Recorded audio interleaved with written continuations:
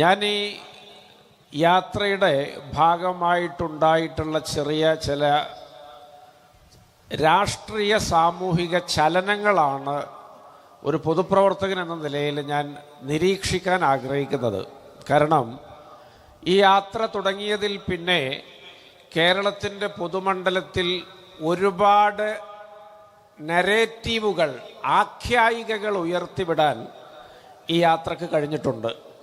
ഒരു മുസ്ലിം സംഘടന നടത്തുന്ന യാത്ര ഇത്തരത്തിൽ പൊതുസമൂഹത്തിൽ ചൂടുപിടിച്ച ചർച്ചകൾ ഉയർത്തിവിടുന്ന നരേറ്റീവുകളുടെ ഒരു യാത്രയായി മാറുന്നത് അതത്ര കണ്ട് പരിചയമുള്ള ഒന്നല്ല എന്ന് പറയാൻ ഞാൻ ആദ്യമായിട്ട് ആഗ്രഹിക്കുകയാണ്.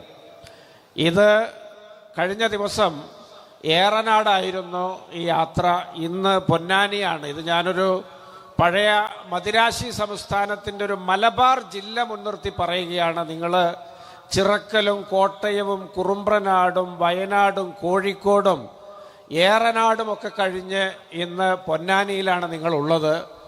ഇതിനൊരു തീരദേശ ജില്ല എന്നാണ് സംഘടനാപരമായിട്ട് നിങ്ങളെ വിശേഷിപ്പിക്കാറുള്ളത്. തീർച്ചയായിട്ടും അതുകൊണ്ടൊരു തീരദേശ രാഷ്ട്രീയം മാത്രം നിങ്ങളുടെ മുമ്പാകെ വെച്ചുകൊണ്ട് ഞാൻ അവസാനിപ്പിക്കാം. നമ്മുടെ ഈ തീരദേശത്തെ സംബന്ധിച്ചിടത്തോളം ആയിരക്കണക്കിന് ഓലക്കുടിലുകൾ ഇന്നുമുള്ള 10,000-കണക്കിന് മനുഷ്യൻ അധിവസിക്കുന്ന ഒരു പ്രദേശമാണ് ഈ പറഞ്ഞ ഈ സ്വീകരണ സമ്മേളനത്തിൻ്റെ പരിധിയിലുള്ള പല തീരദേശങ്ങളും. ആ തീരദേശത്തെ ജനസംഖ്യയിൽ ഭൂരിഭാഗം മുസ്ലിങ്ങളാണ്. അവർ വിദ്യാഭ്യാസപരമായി അല്ലെങ്കിൽ ഉദ്യോഗം നേടുന്ന കാര്യത്തിലൊക്കെ ഇതര മുസ്ലിം സമൂഹത്തെ അപേക്ഷിച്ച് വളരെ പിന്നണിയിലാണ്. തീർച്ചയായിട്ടും അവിടെ എനിക്ക് നിങ്ങളുടെ ശ്രദ്ധയിൽപ്പെടുത്താൻ ഒരു രാഷ്ട്രീയമുണ്ട്.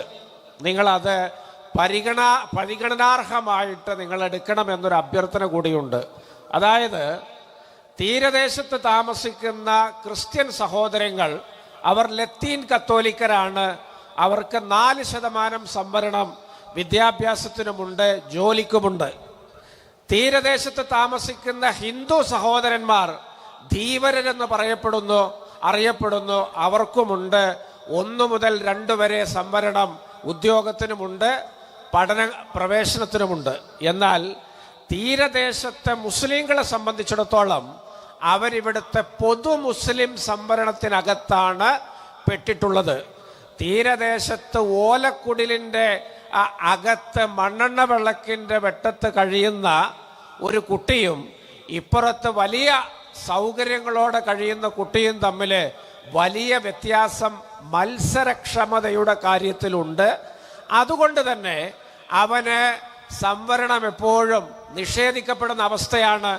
തീരദേശ ഇതര മുസ്ലിം ആ സംവരണം എല്ലാം കൊണ്ടുപോകുമ്പോൾ തീരദേശത്തെ കുടിലിലെ മുസ്ലിം കുട്ടികളും ചെറുപ്പക്കാരും ഒക്കെ സംവരണമില്ലാത്തൊരു വിഭാഗമായിട്ട് അവശേഷിക്കുന്നൊരു സ്ഥിതിയുണ്ട്. അതായത് കൂടുതൽ മാർക്കും യോഗ്യതയുമുള്ളവരാണ് സംവരണത്തിന് അർഹരാവുക. മത്സരക്ഷമതയില്ലാത്ത ആളുകൾ പിന്തള്ളപ്പെട്ടു പോകുന്നു.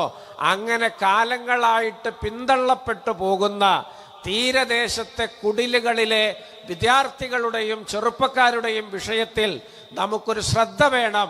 അതിനൊരു പരിഹാര മാർഗമായിട്ട് എൻ്റെ മനസ്സിൽ ഒരു കാര്യം തോന്നുന്നത് പറഞ്ഞുകൊണ്ട് ഞാൻ നിർത്തുകയാണ്.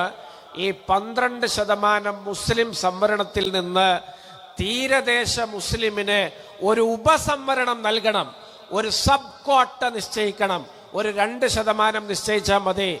ആ പ്രദേശത്ത് നിന്ന് ഏതാനും വർഷങ്ങൾക്കുള്ളിൽ ആയിരക്കണക്കിന് ഉദ്യോഗസ്ഥന്മാരുണ്ടാവും, ഉന്നത വിദ്യാഭ്യാസം നേടിയവരുണ്ടാകും. ഇത് മറ്റു മതസ്ഥർക്ക് യാതൊരു അഭിപ്രായ വ്യത്യാസത്തിനും ഇടയാക്കുന്ന ഒന്നല്ല.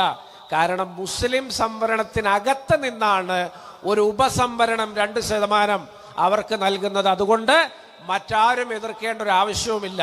അപ്പം ഇത്തരത്തിലൊക്കെയുള്ള വലിയ നിയമനിർമ്മാണങ്ങൾക്കായിട്ട് മുസ്ലിം ജമായത്തും രാഷ്ട്രീയക്കാരും തമ്മിൽ കൈകോർക്കുന്ന നാളുകൾ ഇവിടെ ഉണ്ടാകണം. അത്തരത്തിലുള്ള പുരോഗമനാത്മകമായ രാഷ്ട്രീയത്തെക്കുറിച്ച് നിങ്ങൾ ചിന്തിക്കും, ഇടപെടും എന്ന് പ്രത്യാശിച്ചുകൊണ്ട് എൻ്റെ വാക്കുകൾ ചുരുക്കുന്നു.